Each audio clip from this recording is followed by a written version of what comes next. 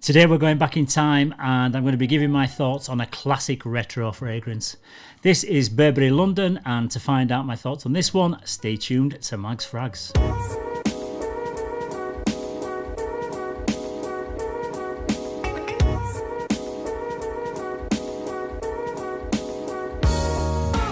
Yes, hello again everybody and welcome to another episode of Mags Frags. I'm Paul and we've reached day 60 of my Fragrance 365 project, where I talk about a different fragrance every day for a whole year. So today's scent of the day is Burberry London, and this was launched in 2006 and it's described as an oriental spicy fragrance for men.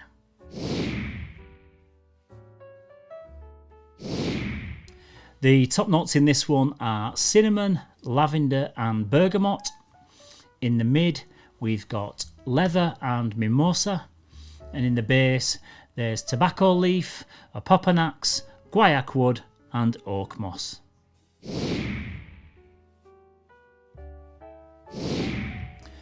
This one is all about the spices, and it's another one that I would describe as a Christmas in a bottle type fragrance.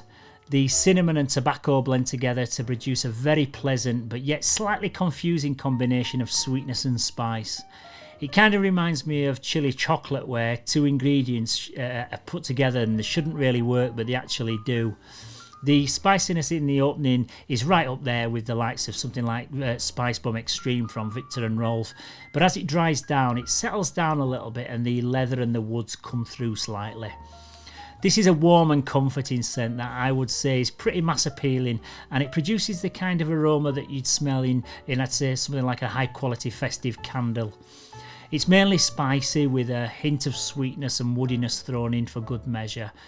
It's a fairly bright smelling fragrance considering it's got tobacco, woods and leather in the composition, but maybe the oak moss and the floral notes hold it back from going maybe too far dark and rich.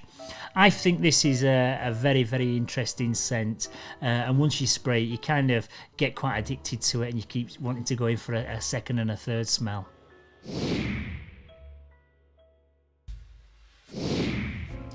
The presentation on this one is pretty cool, with this Burberry check cotton cover over a jet black glass bottle. There's no other visible branding and it stays fairly simple and minimalistic. You get a black plastic click-on cap, but it feels quite heavy, it doesn't feel cheap, and the bottle's also nice and heavy, so there's nothing really to dislike or to get too excited about with the overall presentation, but I think it looks really nice, and I've always been a fan of the Burberry check anyway, so yeah, I think it looks really stylish and smart.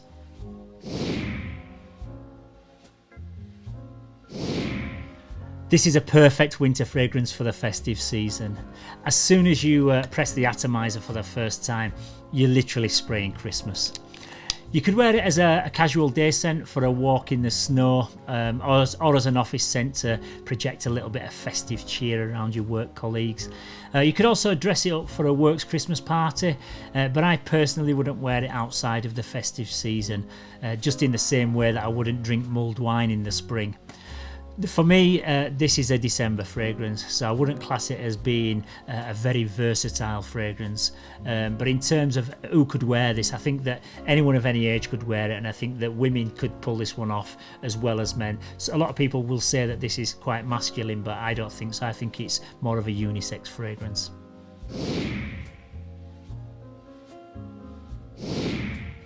I find this one to be a very good performer. It certainly projects well for a couple of hours because it always gets noticed when I'm around friends and family. I would say that you'd also get probably 6 to 8 hours of longevity, especially if you spray a little bit on your clothes. And considering the price that you can now pick this up for, I think this is a really impressive performer.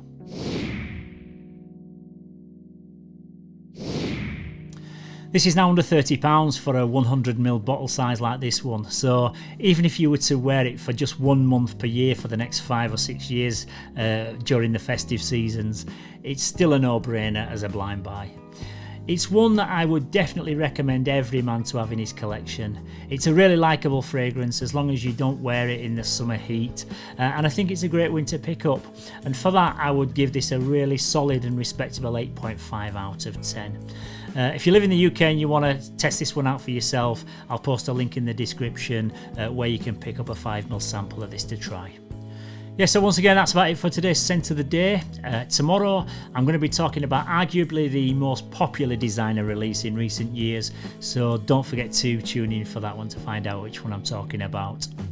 If you found this video useful, please don't forget to give it a like and subscribe to the channel. And it's also great to hear your thoughts and opinions on all these fragrances that featured in the videos. So don't forget to leave a comment down in the comments section. I'll try and get back to as many as I can. So until next time, everybody, as always, thank you very much for watching. Stay safe, keep smelling fresh, and I'll see you tomorrow for another one. Bye bye for now.